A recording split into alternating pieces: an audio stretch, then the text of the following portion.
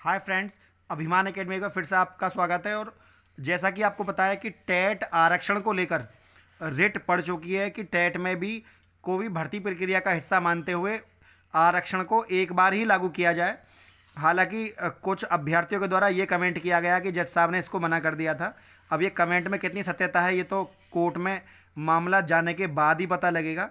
लेकिन टेट आरक्षण को लेकर भी याचिका पड़ चुकी है और ऐसी स्थिति में 6800 का जो रण है, 6800 का जो युद्ध है, अब कोर्ट में शुरू हो जाएगा। पहली तारीख 2 मई पड़ी हुई है, 2 मई है ना, 2 मई। तो अब आपको पता लगेगा कि कोर्ट में किस तरफ, उधर जनरल और ओबीसी दोनों की तरफ से याचिकाएं पड़ चुकी हैं। जनरल की तरफ से 2 केस डाले गए हैं और ओबीसी के पक्ष से 1 केस डाला गया है। 30 तारीख लास्ट डेट है। कल शनिवार का दिन शेष बचा है, 30 तारीख को संडे है। तो ऐसी स्थिति में कल कल का दिन शेष है, तो जो याचिका पढ़नी है केवल कल कल और पड़ेगी। अब 4701, ये मैंने आपको बताया था, हमारे ईडब्ल्यूएस केस पर डेट फिक्स हो गई है। ईडब्ल्यूएस का जजमेंट जो है वो 8 तारीख को आना है। ईश्वर ने चाहा तो इस पर सफलता जरूर मिलेगी, ऐसा मेरा पूरा पूरा उम्मीद है। उधर 8 मई को एक जो याचिका पड़ी हुई थी, 8 मई को, उसमें जो मैंने आपको बताया ईडब्ल्यूएस की एक याचिका के हिसाब से, उस पर भी। तो ऐसी स्थिति में खैर चलो, बहुत सारे मेरे पास नोटिस हैं। इन्हें बजाय इन नोटिसों को दिखाने के मैं आपको बस ये बताना चाहता हूँ कि 69,000 शिक्षक भर्ती में 69,000 शिक्षक भर्ती में 6800 रिविजिट लिस्ट का अभी कोई अता पता नहीं है। तो जो अभ्यर्थी सोच रहे थे कम गुणांक पर लिस्ट लगेगी, सरकार हमने अभी आंसर की का जो मैटर था वो पेंडिंग किया था।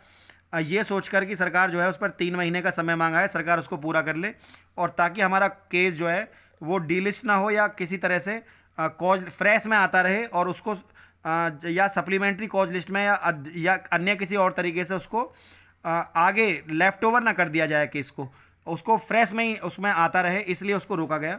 लेकिन ऐसी स्थिति में सरकार जो है पूरी तरह से ये नहीं बताना चाहती कि जो रिविजिट लिस्ट है वो कब तक आ जाएगी, है ना। क्योंकि अच्छा, उधर एक मामला जो था एनओसी वाले बच्चों का, एनओसी की ज्वाइनिंग की डेट आ गई है, और जो आंसर की वाले बच्चे हैं उनकी भी ज्वाइनिंग के जो फॉर्म भरवाए थे उनको भी रिविजिट लिस्ट में शामिल किया गया है। तो उन्होंने, हालांकि सरकार ने 10 दिन का समय मांगा था कोर्ट से, 10 दिन का समय आंसर की वाले मैटर में पूरा हो चुका। एक दूसरा अन्य केस था जिसमें कॉमन नंबर और आंसर की था, उसमें भी 3 महीने का समय मांगा था। लेकिन हो सकता है कोर्ट सचिव को तलब कर ले और ऐसी स्थिति में सरकार से नियुक्ति के बारे में पूछे कि नियुक्ति का क्या हुआ। तो फ्रेंड्स, सबसे इंपॉर्टेंट बात यही थी कि अब आगे की स्थिति क्या होगी, ये तो अभी भी कोई अभ्यर्थी यदि छूट गया हो और बच गया हो तो नंबर है 9761273444, 9761273444।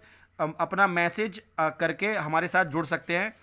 किसी भी केस में जुड़ेंगे आपको बता दिया जाएगा कि कौन कौन से केसेस हमारे पास हैं, है ना, और कौन से केस के क्या व्यवस्था है और कैसे करना है। कुल मिलाकर जो है टेट आरक्षण को लेकर और 6800 लिस्ट को लेकर पूरी तरह से जनरल ओबीसी का जो मामला है अब कोर्ट में पहुंच गया है।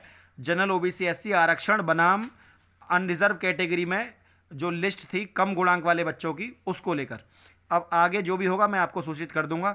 वीडियो अच्छी लगी तो वीडियो को लाइक शेयर, चैनल को सब्सक्राइब करना ना भूलें। आज के लिए इतना ही। जय हिंद, जय भारत।